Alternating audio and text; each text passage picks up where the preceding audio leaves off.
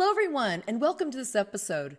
You know, if you're really into spirit boards, talking boards, and Ouija boards, like I am here, and like many of you guys are too, you obviously, most likely, do know the website Museum of Talking Boards. And well, if you don't, you really need to get over there and take a look. It's really a quite extensive website. And we're going to be getting into that today, a little bit more about it. However, we are also going to be meeting the person, the creator, the website master, the man behind the curtain of Museum of Talking Boards. He's going to be here with us in this episode. So welcome to Creative Visions TV, and I'm your host, Karen Dahlman. Let me tell you a little bit more about our guest before I bring him on. He is, well, let's just say he's really creative and fabulous in many, many ways. And I do know him personally, but he used to be a business person. He's retired now, and he's also a financial investor. He considers himself a junkyard psychologist, an occasional magician, and also he is a paranormal explorer, which he's been doing his whole life. Now, you can't have, hundreds and hundreds and thousands of talking boards if you weren't into it. He is also, as I mentioned, the webmaster of the Museum of Talking Boards, and it is the internet's longest running website on Ouija boards, you guys. It's been out there since 1995, and I do remember looking at it back then in the early years of it, and I've seen it grow. Again, you got to take a look at this if you haven't seen it.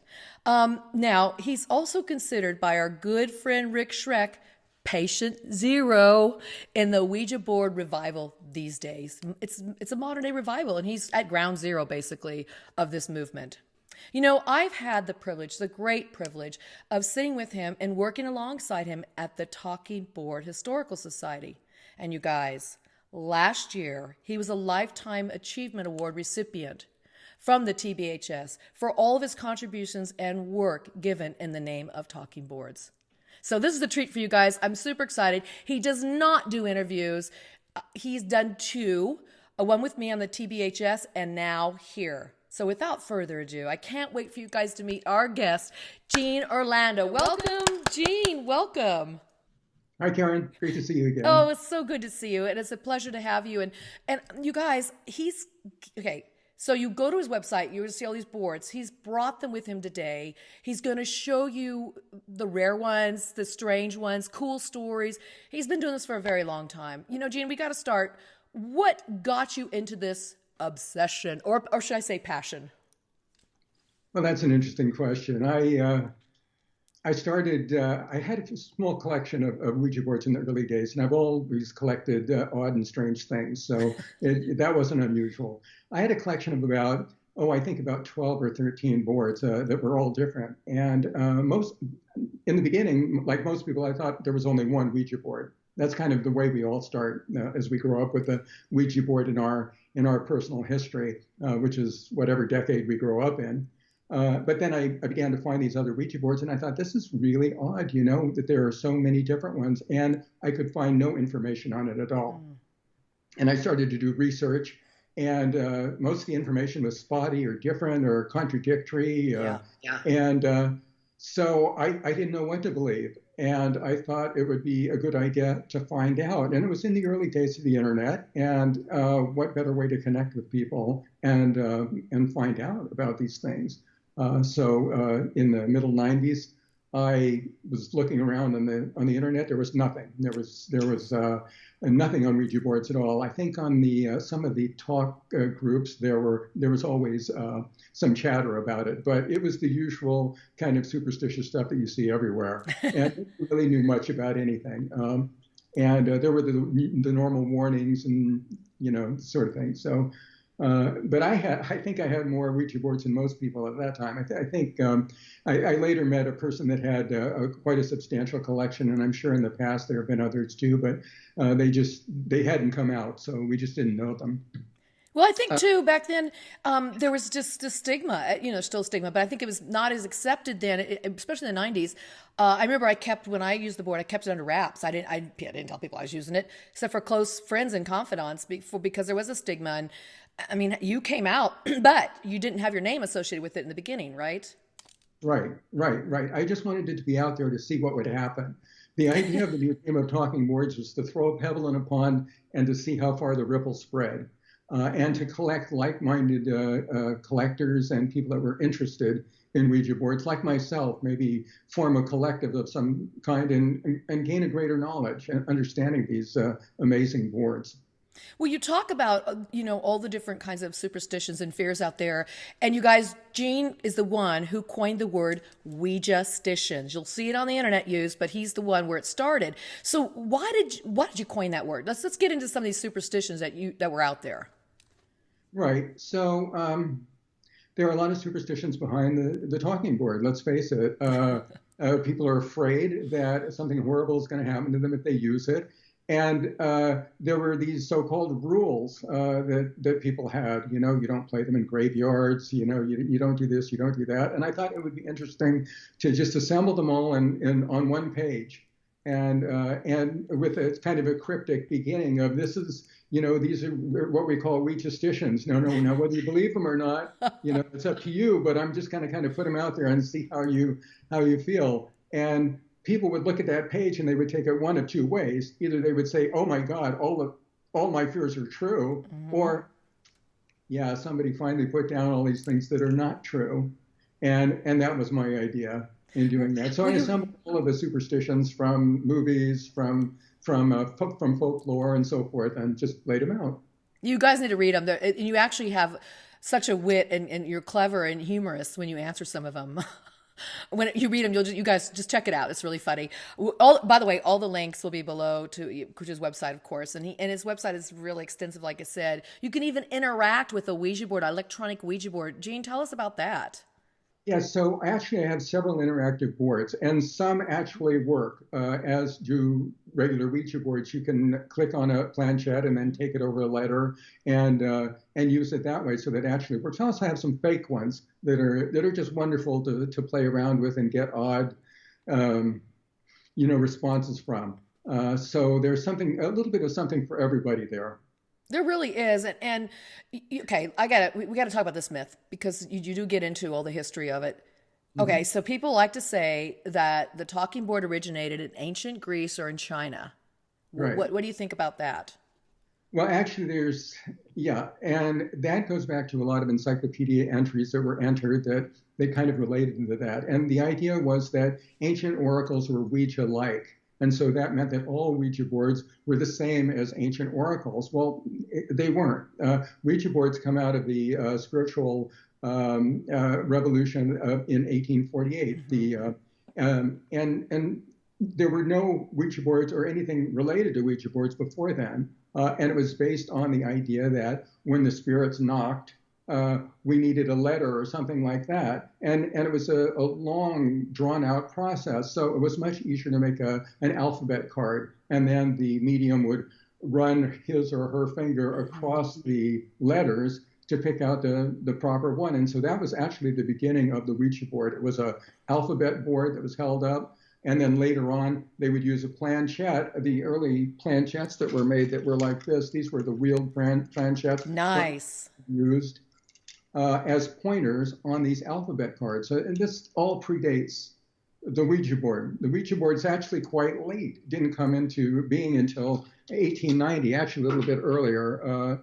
In 1886, there was a craze that took over Ohio and the rest of the nation because spiritualists would contact through the spiritualist newspapers coast to coast. So this kind of craze went across all the United States.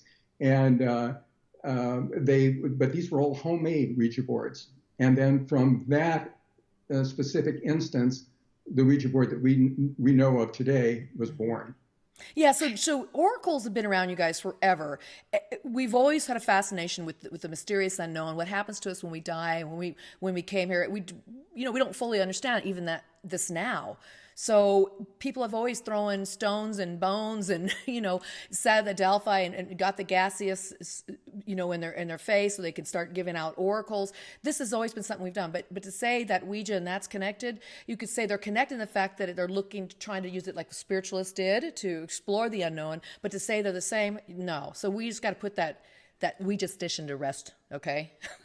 Exactly. What makes a Ouija board unique is the sliding message indicator that goes from letter to letter and the hands-on approach. So that's different than any other kind of oracle. A pendulum oracle, where you're holding a pendulum, or any other kind of spiritual oracle, is different than that. So this is what makes the talking board unique. Yeah, absolutely. And we know that, when they were using the alphabet cards, as you mentioned before earlier, and then the alphabet boards, they might have used a finger or a pencil or something else to point, and then along came what you just showed us, the automatic writer. So, Right. and pair them together. What do you get? You get this wonderful, cool tool like I have behind me, which is you guys, that's my 1892-93 circa board. So we're going to see some really cool boards of Gene's. You guys have seen all mine practically, but Gene, how many boards do you say you have in your museum? I have no idea. It's like 1,000, isn't it? Well, I don't know if it's that many, but it's significant. I don't have a lot of duplicates, so I honestly don't know. I think it's no, I can't even estimate. Yeah, it's hard to say because I know Bob has like over 1,000. You guys, Robert Murch has like over 1,000. I think you're right next to him, so that's why I gave that figure out. But you'll go to his website and you're going to see some really cool stuff. So Gene, we got to get into it. What board would you like us to see to start with? Well, why don't we start with the first Ouija board? Let's do it. Okay, but this is before the first Ouija board, before it was named. Oh my gosh, you guys, this is cool. And that's this one here. Oh man, look at that. So this is the Ouija board. We call it the Good Night board. And we call it the Good Night board because it's the only one with good night. Later it came out with goodbye, right? That's right. So, and this is before the Ouija board was named. There's no name at the top, you notice. Yes. On the back it says patent applied for. So we know that that's around 1890. And Gene, the moon, the crescent moon, it's on its side instead of standing up. That's right. That's right. And one thing I should mention about all of these boards is that I'm going to show you a series of boards, but there are a lot of variations in between. We found that variations are actually the rule rather than the exception. So I actually have about, I think, 7 or 8 to show you from beginning until the present day. But also consider that there are a lot that I don't show you with odd configurations on the moon to go one way or another. You guys, now you guys can see why he was a founding member of the Talking Board Historical Society and why he received that Lifetime Achievement Award. His contributions and the history he's dug up on this, along with some other members, is just phenomenal. So this is really a treat, again, to say we're going to see the variations of these boards. So Gene, yeah, start showing them to us. Okay. So anyway, you're saying, well, what planchette was used with that? Well, it was this big paddle-shaped thing here with the long legs. You can see it's just a massive paddle. And I guess the question is, and something we've always wondered is, well, why didn't they just use the heart-shaped planchette? And we really don't have any answer for that, except that maybe they just thought that this was different enough that it would be right for the Ouija board. But anyway, that's... See, Gene, I've got mine here. We can actually play ping pong back and forth with each other. Ching, right. Ching. Knock the ball back and forth. That's right. So the next board is the Ouija board. Ooh. And that's this. By the way, these are massive. I think these are like 18 by 25 inches or something like that. They're just huge. Yes. And they have an interesting rounded edge too. I don't know, for you purists, if you care about that, you can see the edge of it. It's like an inch thick. Look at that. A rounded edge. But this board has Ouija at the top, but notice there's no trademark or registered or anything like that on it. Mm-hmm. So that's what makes this the first one before it was actually registered. So it was patented but not registered at this point. So it came after that Goodnight board. So that's still like circa 1890? Right. Okay. Right. You all circa 1890. This would be probably 1891 or early. Things happened very quickly in those days. I mean, within the first months, these boards came out. Does that one have the planks in the back? No, this has no planks in the back. It's just flat, and it's not made up of separate boards. This is one solid piece of wood, like a child's desk. Mm-hmm. That's the way this thing is constructed. Boy, it's a beauty. Yeah, the next one is the one I think you're talking about, and you may have in your collection, which is this one here, and that's the one I was thinking of. Yes. This is trademark and registered. You see up at the top it says trademark and then registered underneath. So this is actually the first really official Ouija board that they made. It's made of 5 slats side by side on end, and it's much thinner and lighter than the earlier two that I just showed you. And to keep it all together are the slats that on the back. You can see this big kind of strut. There's two of them, and it also has a patent stamp on the back that. It's fantastic. Yours are really in pristine shape. Did you get that one many years ago, Gene? I did. I did. Most of my boards I got a long time before collecting became really popular. Right. Now it's a lot harder, you guys, or you pay a lot more money to get these really cool boards. That one I paid $40 for. This is the way it used to be in the old days, before eBay and all this sort of thing. Get out the phone book, you go down the list. And then you go to another state and you get out all their phone books and you go down the list and you call antique stores over and over and over. And you visit antique malls and you visit flea markets and things like that. And being on the West Coast, it was much harder to find boards than it was on the East Coast, where, naturally they were, because they were made in Baltimore, many of them, and Chicago and all that. It's much easier to find them back there. So that's what I would do. I would just call up, and that particular board I called, I think it was an antique dealer. It's funny, I'd pick up the phone, I'd say, "Hello, I'm calling. Do you have any Ouija boards?" Yeah, right. Usually I get a kind of a giggle, sometimes silence. Sometimes people would be like, "Oh, that's really interesting, Ouija boards. Why do you collect those?" Yeah, right. They'd have a conversation. In this one case, the guy said, "Well, I have one and I use it as a Halloween display in my window of my store, and it's not really for sale." And I said, "Well, I'm a collector. I really like to have it." I didn't even know what it looked like, and he said, "Well," he says, "I guess I could let it go for. I'd have to charge you $40." You're like, wow. Well, I mean, I didn't know what it's worth, and $40 is a lot of money in those days. That's true. Now, of course, that board would sell for, I don't know. Last one I saw like that was over $1,000. Yeah, I was going to say over 1,000. It's insane what collecting has become. Oh my gosh, you're not kidding. But that board is one of the original boards. I mean, all the ones the three you just showed us. I mean, you guys, you can find them every now and then. All the collectors in TBHS, I have one. We all have them. I have one that old. They have a lot that old. Yeah, and they're still out there. Every now and then they'll pop up, and they usually go for a high dollar. But I want to tell all of you collectors out there, not to be discouraged. If you're really interested in collecting talking boards, if you just do a little groundwork, a little footwork, a little research, get out there, make contacts with people, you're going to find boards, because people have them to sell. A lot of collectors will get tired of it and sell their entire collection. That's right.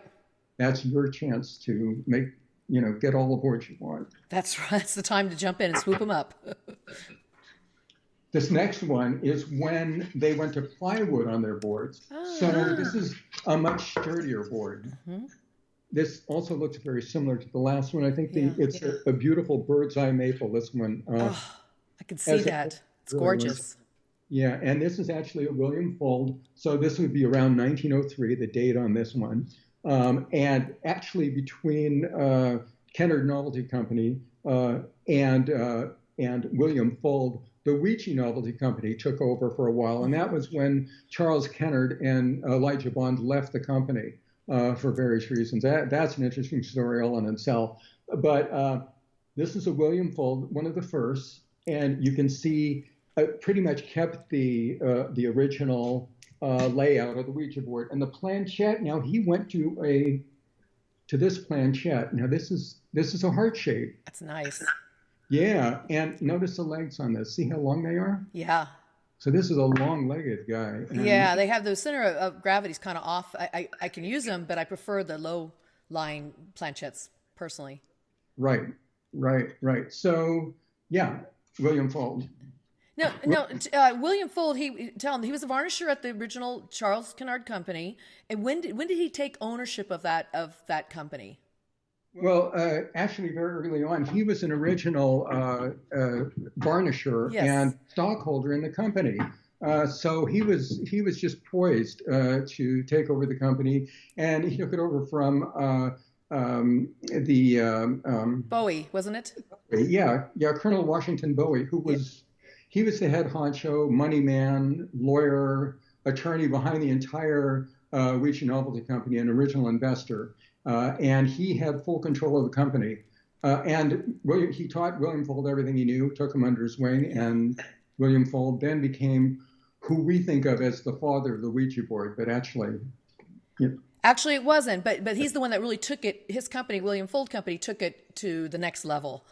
exactly. William Fuld for years was the Ouija man. Yes. And so then let's see our next one. This is interesting. William Fuld changed the design. This is a 1911 board. I have one of those. Very pretty. This is interesting. I don't know if you noticed it, but this is kind of a round circle. There's no face in this. Right. The moon. These are both moons, actually. A lot of people don't know that, you guys. The sun came in a little bit later. Exactly. People think that this is the sun and this is the moon. It didn't become the sun until much later. Yeah. It was always a full moon. It was even described in the patent as a full moon. That's so cool. And look at the corners, you guys. There's little stars with circles around them. This is the planchette for this one. It's a little bit different. I love it because it just jumped. You guys, it just jumped out of his hands. Anyway, I think it moved on its own. You know? I'm thinking it did too, Gene. Things can happen like that around these. Right. Anyway, it has short legs. I love that. Right. So the legs become short in this, and this became a design that William Fuld used for many, many years, with modifications, because again, variations are the rule, not the exception. That one's really shiny. Why is that one so shiny? It's just never been used? This one, I think somebody varnished it at some point. Okay. One thing I find as collectors is that people have all kinds of ways of preserving their talking boards. They'll shine them, wax them, clean them, paint them, do all kinds of things. And this one I actually found in an antique store in Southern California. And it was a phone call, and I drove down to get it. My neck of the woods. Yeah, I mean, that's how we had to do it. I mean, it was like, yeah, I have one. If you want it, you can come get it. I said, will you mail it to me? No. So get in the car, drive. What a cool adventure, though. Think about it, you guys. You go searching for, whatever it is you'd like to collect, and in this case, Ouija boards. It is fun. I when I was more heavily into collecting, you guys know I'm into using them, but I was more heavily into collecting them. I would do that too. It was just so much fun to go find one anywhere. When I was traveling, I'd go stop and look at estate sales or used stores, whatever. I still do look at them. It's just that's a fun part of it. I think collecting. It is, isn't it though? Yeah, just getting out there and getting your feet dusty. That's especially when you love it and you get these great finds. I mean, wow. Yeah, and I wish we had the huge flea markets out here on the West Coast that they do in the East. Oh yeah. I really miss that from the old days. Most of our flea markets are gone now. We just don't have them anymore, and that's a shame. A loss of Americana. Yeah. There, look at the moon. Look what's happening over there. There's the face, right? I love it. Right. There's the face. And then William Fuld put a little window in the planchette. Brilliant. Because now you don't have to guess where it's pointing. You just look through the hole. I love that. And what year is that board, Gene? This is 1935. Okay. So this was used right up until they changed the main design. So this is, and again, all kinds of variations. Some come with red letters, some with black, and there's, various changes on the boards and so forth. And you collectors will know what I'm talking about. For the rest of you that are watching, it won't matter. You don't care. You don't care. Yeah, a lot of people just like to use them. That's true. And I have a board, that one, I'm looking at it, so I see it over there on the wall. I have a lot of my boards hanging up. Gina, are your boards in storage and hanging up? Do you have them on display? What do you? I have some on the wall, and I have some on racks that I rotate. Nice. To people. And I have all kinds of different ways of displaying them. I'm not a big wallpaper your walls with Ouija boards. Right. I think one of the most successful collections I've seen are yours. The way you have them on your wall is really beautiful. You have a bunch of different ones, and they're set up just so nice that you come in and you can look at them. But there's also a tendency just to plaster them up everywhere, and with a lot of the same boards that look, it's difficult to display them right. So It Yeah, just everybody has different ways of doing it. And I'll show you guys a picture of mine, how I do it. But yeah, it's fun. And I like the fact you do rotate yours out. That's cool. yeah, that's fun. Now, most of you will recognize this board. I have that one too. I love it. So this is actually 1944 Ouija board, and here's the planchette for it. It's wood. And see the corners, you guys? The corners, this little cutoff shape thing going on with them. It's really cool. So that's an important thing to notice. I'm glad you saw that. Yep. The angled corners are important because they showed up for years in Fuld's ads in playthings and other advertisements. And for years we were looking and we couldn't find them. We're like, well, I mean, they must have made these for several years, but they didn't. They only made this for a year or two. Oh man. And the square cornered boards from his Hartford factory. Are they rare then to have or to find those? Merch, you know. One thing I had, shout out to Robert Murch right now. Hey Robert Murch, you guys know him. He's the WilliamFuld.com guy, and he has the largest collection in the world. So I'm a historian and collector, but Robert Murch is a super historian and collector, and he has gone places that I would never go. He has reached out to families of William Fuld and other inventors of boards and things like that, yes. and gone out and done all the hard work, gone to the Baltimore Sun and dug through their archives to find things that none of us could find, nor would I be interested in dealing with, because that's very long and labor intensive. So Bob, good job. Good job, you guys. He reached out to the Fulds, who were having a feud years ago, the two brothers that were working at the company, and he helped the family come back together in modern day times. He brought the family together, right? He sure did.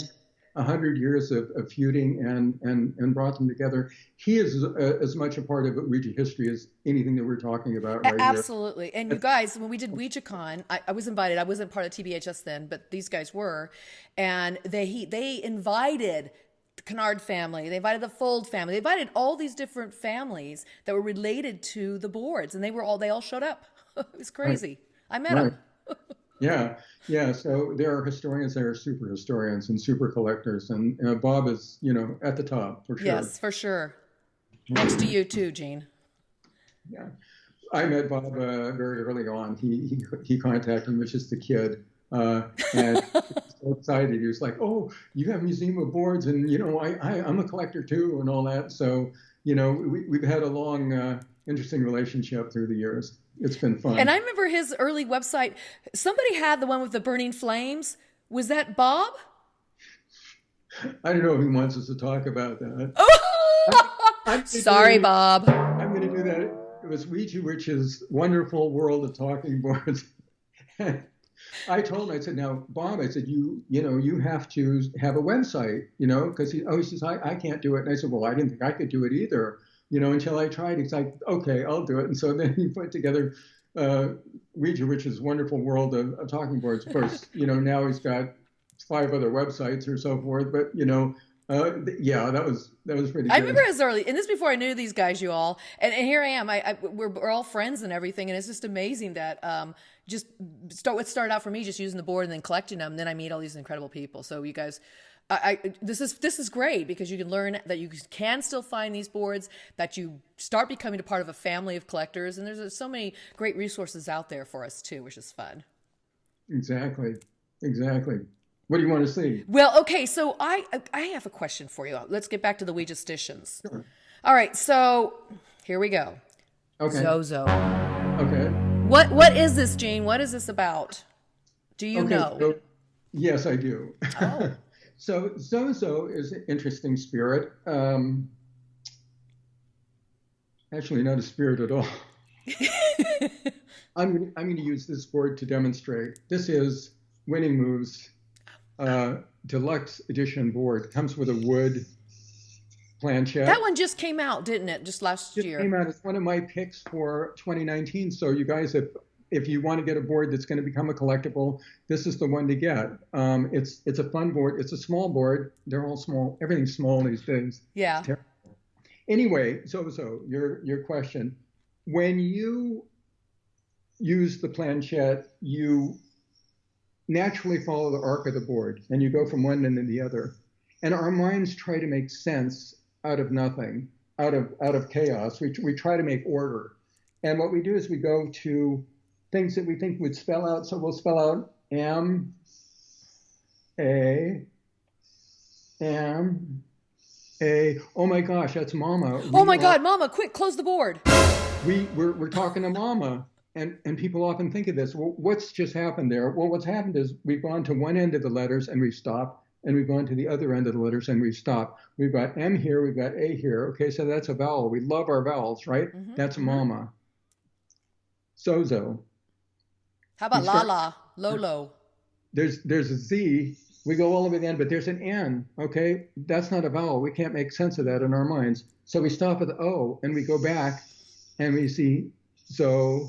So here's the interesting thing is before a few years when a certain somebody made this popular on the internet and created literally a Ouija meme, which is kind of wonderful in itself. Yeah, it's kind of interesting.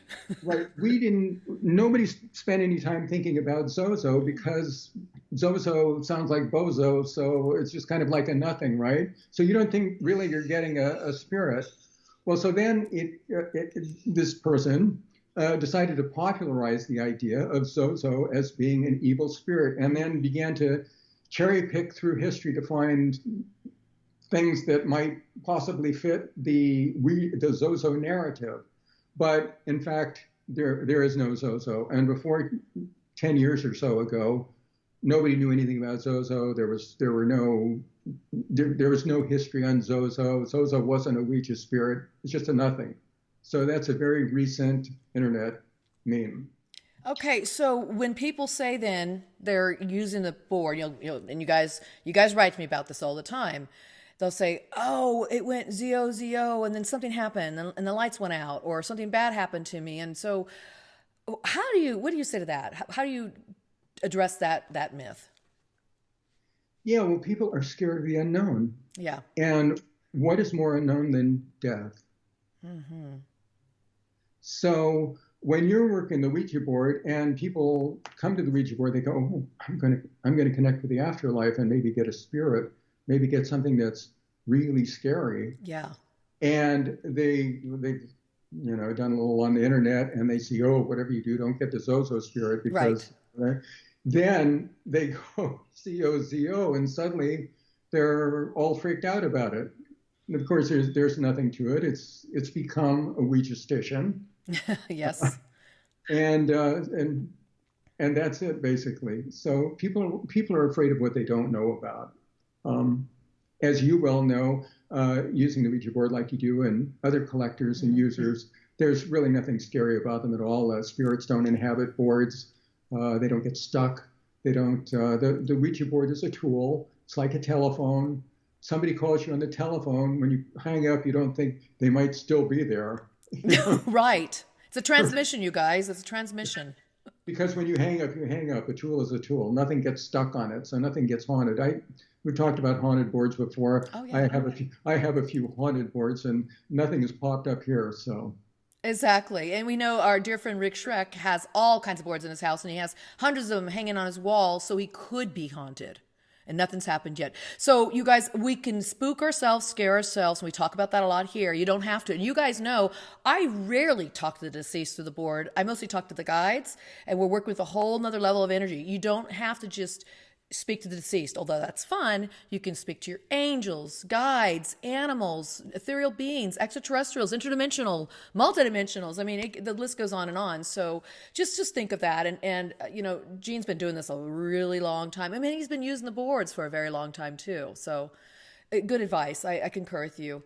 Do you want to show us? I was thinking about your favorite board because it's really a cool board. Do you want to show that one? My favorite board. This is neat. My new favorite board or my own favorite? Well, it's kind of old, isn't it? It's from the 70s. Well, let me show you. This is probably my most favorite board. Yes, I forgot about this one too. Okay, this is cool, you guys.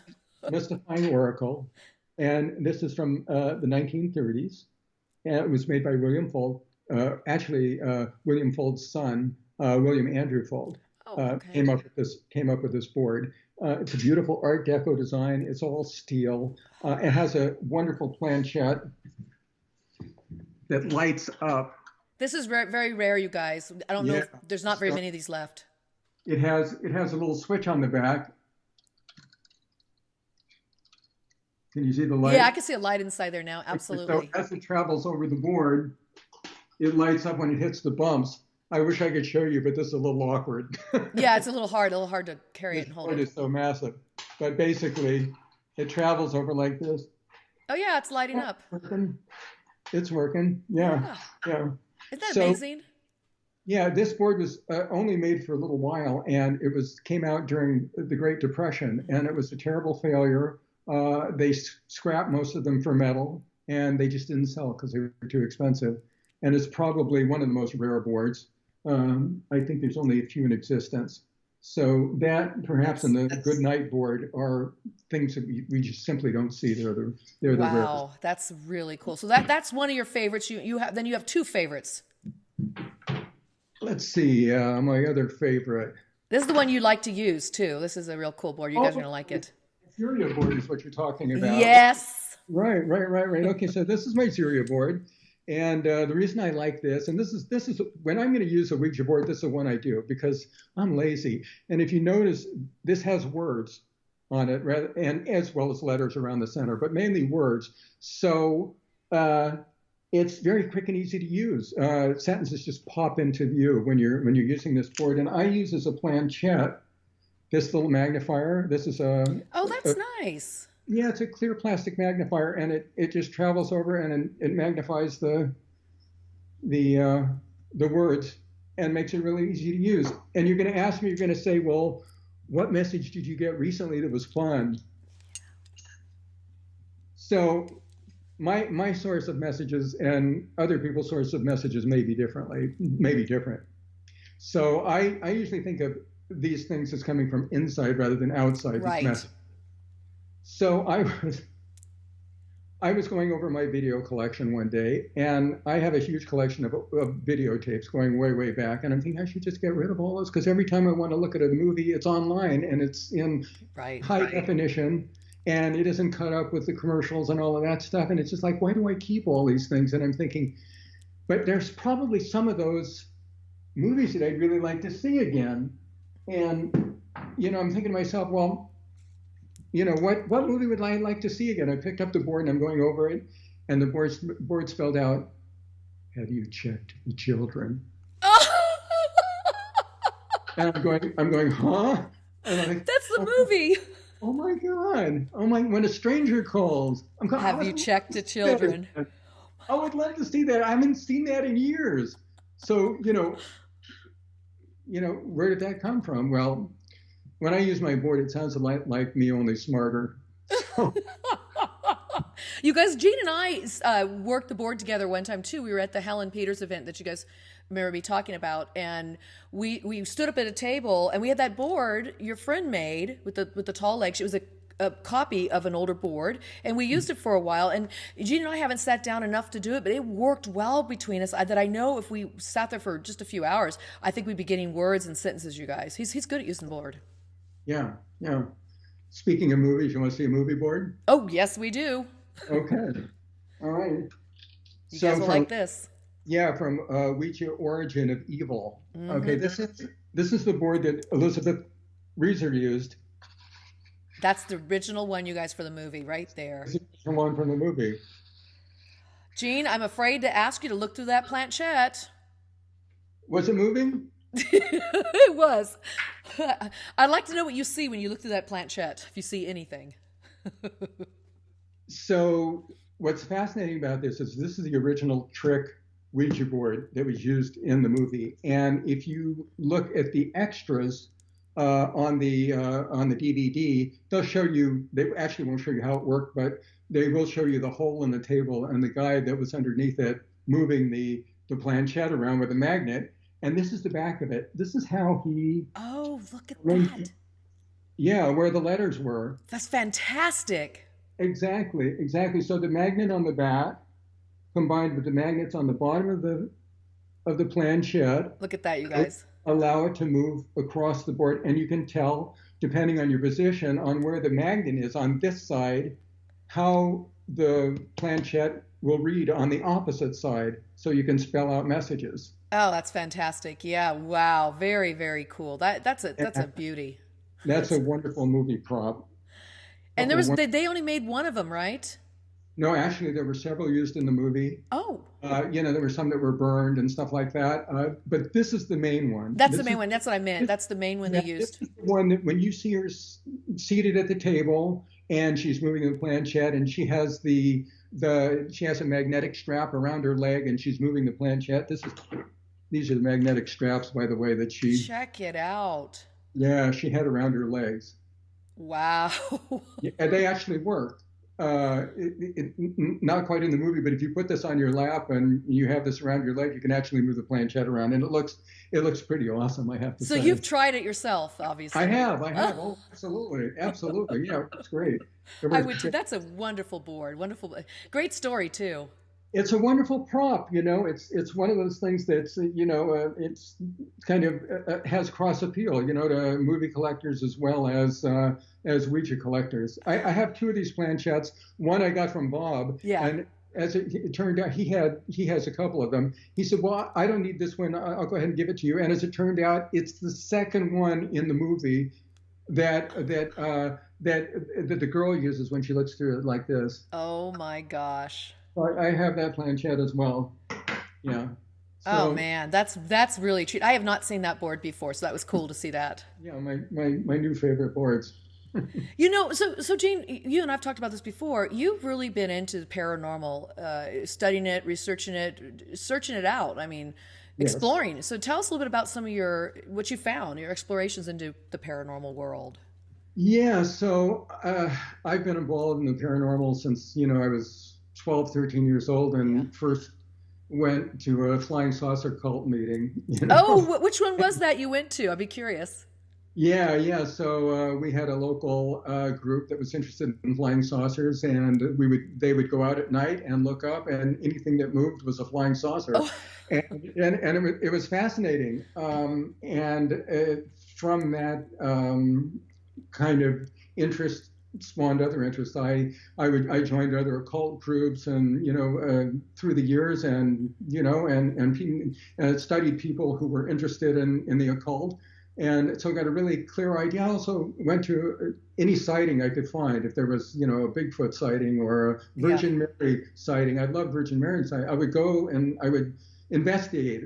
I can't say investigate really, because that's kind of an interesting word to use when you call yourself an investigator. I would say explorer. I would Hmm. explore. Um, and I would go to the lakes and search for the monsters. Crater Oh, Lake in Oregon. I swam in the lake looking for the monster. Loch Ness in Scotland. That's one of the most magical places I've ever been in my entire life. When I was at oh Loch man. Ness, it was snowing, raining, and the sun was out all at the same time. What? The ruins of the castle in the background. I Mm. stick my hand in the lake, and the lake is oddly warm. And I don't know exactly what that is. It was freezing cold, but the lake was warmer than the air outside. It was one of the strangest experiences I've ever had. So there's a lot of magic out there. But in order to really be an explorer, you've got to be part psychologist, because you've got to be thinking, what are other people thinking? Why are they there? Why are they thinking that they're seeing what they're seeing? You've got to be part magician. You've got to know how things work. You got to think to yourself, well, how would I do the same phenomenon if I were going to trick that? If I were going to make an illusion like that, how would I do that? And you find out very quickly that a lot of fake delusions are very unsophisticated. They're very people fake things very badly, and you can find out immediately when you're trained to do that. So things like that are very, very important to know as a paranormal explorer. And my takeaway from all of it is that I I don't question whether there's a paranormal, because that's an unknown. What I question is the evidence that's available for the paranormal. Hmm. That's what I question, and I question that very hard. So so far as what I've seen over the years, I have never seen anything that convinces me beyond the shadow of a doubt that there is a paranormal. That isn't to say there isn't. It's just I haven't seen the evidence yet. Isn't that cool, you guys? It's good to always have a healthy skepticism, and he's saying how he goes about that. Thinking about the psychology of what's happening, and also thinking about the magic behind it that people can create. But that's a great way of looking at things. You're open-minded. You never stop. You still explore, but you haven't received the evidence. But you guys, look, he still collects all these boards and uses them. Isn't that crazy? Yeah. I mean, just because I didn't see Nessie when I was at Loch Ness doesn't mean that, she's not there. It just means that I didn't see her. And that I know has sufficient evidence to say that they've seen her either. I mean, there's a lot of hoax stuff that's out there. And that's with a lot of paranormal. That's the way it is. With ghost hunting, I mean, that's a whole different thing. I've been in a lot of really spooky places. And what I think I've said before, what amazes me is that the places that should be the most haunted aren't. Oh yeah. And that's what really fascinates me. Also, we've tested a lot of people that were psychic over the years. Personally, I've done that, and I've had friends that have done that, and it's been a mixed bag, a real mixed bag. I bet. Yeah, I mean, we've taken people in and said, a horrible murder was committed here. What do you feel? And they're like, oh, yeah, I really feel a very strong sense of doom and horror here. Something's really awful happened here. Well, nothing happened there. You made up a story. Yeah, we know because we made up the story, and we know the house was built a year before. So, I mean, it would have been impossible. On the other hand, people die in houses all the time. Mm-hmm. I mean, it's very, very common. Someone died in this house. Oh. And and we don't feel it. We don't. Of course, you could say, well, maybe the soul is just not angry enough to make itself known. There are all kinds of things. But anyway, it could have moved on too. Maybe it wasn't. Yeah, or maybe they just like Casper the Friendly Ghost. They like living there and they don't want to make waves. All kinds of possibilities. Yeah, it's an industry. There's big bucks in the paranormal. So absolutely there is, especially all the TV shows now. You guys, not only is Gene the curator of the Museum of Talking Boards, he also spearheaded the SFO, San Francisco Airport Museum. Tell us a little bit about that. Yeah, so I have a picture. Oh, it's fantastic. Words. So this is wonderful what the SFO Museum did. They put together the largest West Coast exhibition of talking boards ever. They used my collection and a lot of pictures from Bob Murch. Mm-hmm. And it was absolutely amazing. It ran for 6 months. It was fantastic. Right. And it filled a whole alcove, and it was absolutely wonderful. It was called The Mysterious Talking Board, Ouija and Beyond. Look at that, you guys. So cool. Now, I'm going to post a link to this below because we have it on the TBHS YouTube show or channel. Look at that. And they did such a great job and really showed the beauty of all these talking boards.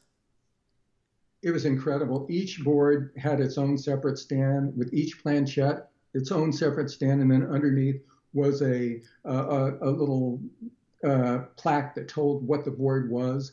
And it was amazing. It had the history and everything like that. Plus, some of the boards were in cabinets out in front. Yeah. So, and then there was an alcove where you could go in and sit, and it was wonderful. People would walk by and they would look and they would stop and Yeah, I saw. People were like enjoying it. Actually, I saw nobody go like that. They just either walk by, they didn't care, or they would stop. And I saw a lot of people looking like they really enjoyed it. Yeah, it got a huge positive reception. It was amazing. It really was. It's all due to the SFO Museum and the incredible work that they put in. The amount of dedication and the amount of energy and the amount of skill that went into putting that exhibition together was phenomenal. So professional looking too. Yes. Oh, beyond anything that we could possibly have imagined. Oh yeah, so you guys check out that. Like I said, the link will be below, and you can see Gene actually filmed it when, like I said, it's on our channel for TBHS. So check that out. Gene, so we're getting that part of the show where we're getting ready to close it. But what words of advice do you have for anybody that is either into using the Ouija board or collecting? What would you like to share with them as a final takeaway for them? If you like Ouija boards, go for it. Don't be afraid, don't be frightened, just have a good time and suspend disbelief. I have literally hundreds, everything that's, related to Ouija board, I've read at one time, all the stuff material, all that other stuff, because it's important for me to not only be grounded in that stuff, but to look and see what it is that motivated people to get into that. And, how is it, why did they want to do that? What was so important about it that brought them together? And everybody shares that with a Ouija board. Nobody doesn't pick up a Ouija board and not have any opinion whatsoever. Everybody has an opinion. Some are excited, some are like frightened, some are like, oh, I want to try that. Others are just, I wouldn't touch that with a 10-foot pole, And that's why the Ouija board is magical, because it has that kind of effect on people. It really does. It gives us this visceral kind of experience, emotion. It draws it out of people, and I think that's why people love them and hate them. Yeah. What else can you say that about, right? Exactly. That's lovely. God. The one question that people ask me is do you believe it's real? Okay. Yep. That's what they ask me. They say, do you believe it's real? And I say, well, of course it's real. Here it is. Look, I mean, it's real. And they go, no. What I'm asking is, do you believe it's real? And my answer is usually, well, do you watch The Walking Dead? And they go, yeah. And I said, well, do you believe it's real? Oh my gosh. So the idea is that what you do when you have a Ouija board is you suspend disbelief and you just enjoy yourself. You get in there. You don't have to have any preconceived ideas or religious indoctrination to prevent you from doing something. You just go for it. Have a good time. Enjoy yourself. So well said. It's true. People all the time ask how to get this tool to work. And I think when we have too many thoughts coming at it about it, and is it real? Is it right? Is it wrong? Is it good? Is it bad? Can this move? Is it spirits? Is it myself? That's when you get muddled up. And I think that's what you're saying, Jane. You're just saying just suspend anything and just try it, use it, and don't have these preconceived ideas about it. I think detachment in a way, you guys, and my board partner, Rodney, he talks about this too. You all know that detaching from the process and having no desire for it to work one way or the other allowed it to work for him. So it's kind of cool if you think about it that way. Yeah. Well, Gene, it's been an absolute pleasure seeing part of your collection here, especially those older boards were just really a treat. And I want to say thank you so much for allowing me to be able to interview you again and to be a part of this channel for the audience here to listen and watch. So thank you again, Gene. Really, really appreciate it. Thank you. Hey, thank you, Karen. You're very welcome. So you guys, here it is. We have a man here who's really following and pursuing his passion. He's taken something that he loved collecting and using and put it into some big, grand ways and places for all to see, such as the internet, his Museum of Talking Boards, and then the San Francisco Museum. He's also done other traveling museums along the way. Well, it's been a great pleasure to have him on the show and a privilege, and I hope you all enjoyed it too. Now get out there, suspend your disbelief, and get after this board and use it like you want to. Until next time, happy boarding. This is Karen Dahlman. Bye-bye.